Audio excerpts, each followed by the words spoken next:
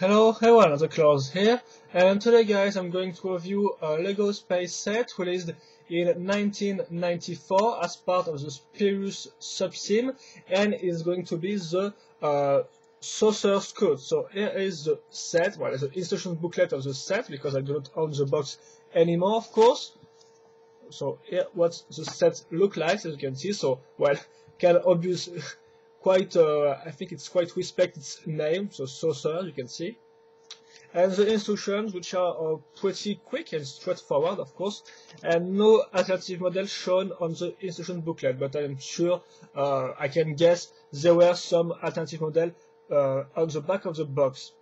That said, let's move on to the set itself, with first the minifig.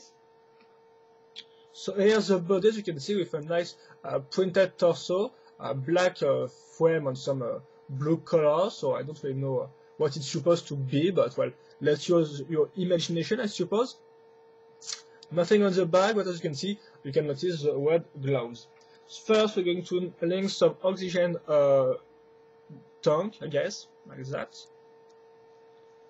on his neck. Then the head, which is a printed head and not a smiley face. You can smiley face, as you can see, right there. So with a nice head. I forgot the name of this thing he's got on his head, but yeah, and some orange hair. So quite nice. And then it also comes with a red helmet plus a trans yellow visor right there. And finally, it kind of comes with a gun, even if the gun is supposed to be mounted on the spaceship, but I'm going to show you this right now. On the spaceship, yes. But I'm going to show you this one right now. And of course, it got the same articulations as a average LEGO minifig. And of course, it doesn't really have a... I guess it don't have... this guy doesn't have a name. Like most of the old space theme characters. And that said, let's move on to the spaceship itself. So the saucer, quite hard to pronounce.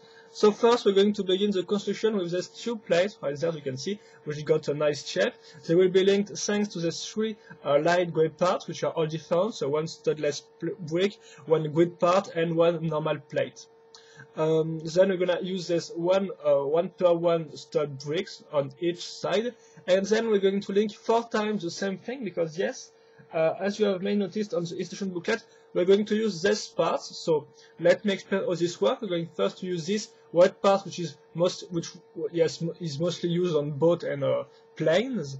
We're going to link a little part, then link a 2x2 plate right there, link a little jet reactor on the side, and then attach the 2 plates thanks to this red grid part. And that said, we're going to do these things 3 times. So I'm going to link that right there. Then the second one, which will be linked here. The third one right there. And finally the fourth one, which is the same except a little difference. Instead of the red grid, you're gonna have a printed part, as you can see right there. A 2x2 printed part, studless plate, of course. So well, I don't really know what it's supposed to represent, but well, once again, use your imagination. And that said, the kind of the saucer is quite finished, in fact, because now I just have to link this L-shaped plate all over the place to link all the white parts together. So like that. So once again, 4 of them will be required.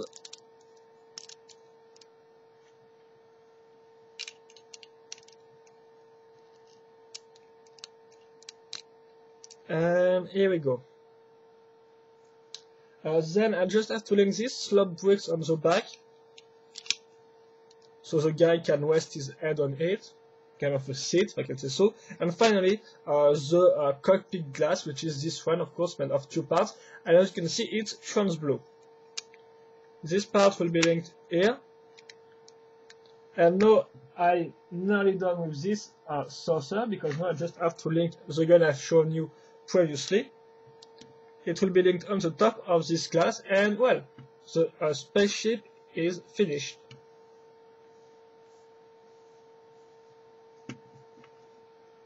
Like that. a little comparison size between the minifig and the spaceship right there. And of course, the only real gimmick of this spaceship is that you can open or close this cockpit glass. So now I'm going to link the guys in there. So we're going to use these two studs right there to link his feet, like that. And here we go. And now, like I said, apart from the opening, closing things, the only thing you can do is swoosh around your spaceship, around your house, or make it fly wherever you want. And I think that's all, guys, for this little spaceship, this little saucer scout, released in 1994. To sum up, well, the only complaint I have with this set is, of course, the fact that the construction is a bit repetitive, because, of course, the only thing you're going to make in this set is like 4 times this part. So, of course, it's a little bit repetitive. Plus, also, it's a little set. So this means there is nothing really interesting to build. Well, kind of. But apart from that, it's really a little great design, because it's different from other spaceship. I think it may not be the first time that LEGO tried to make a saucer, but I think it's a nice take on the saucer, because it's not all rounded and curved shape. Here it's just like they used the frame, in fact the core frame of a saucer, with these 4 parts like that, and I think it's a good idea. So the design is pretty good. The color scheme is quite nice, because of course red and black really mix well together quite nicely, plus the blue, which is really a nice addition to the overall color scheme.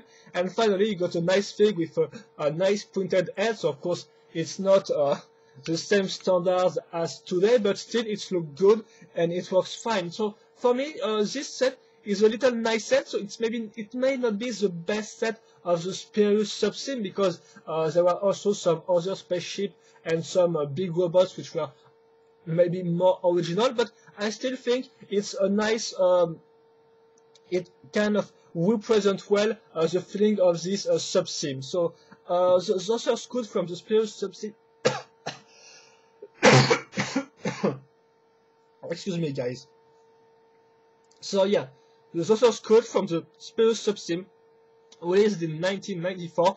A great little set, a bit repetitive on the construction, yes, but apart from that, great little design, nice color scheme, and I think that's all, guys. So hope you enjoy this review, hope you enjoy this set. Of course, if you have any questions on this set, or the subsim, or anything, feel free to ask them on the comment section of this video review. You can also, of course, tell me your opinion about this set if you happen to own this one. And apart from that, I think that's all. So see you later next week, guys, for more video reviews from me. So that's all. Bye bye.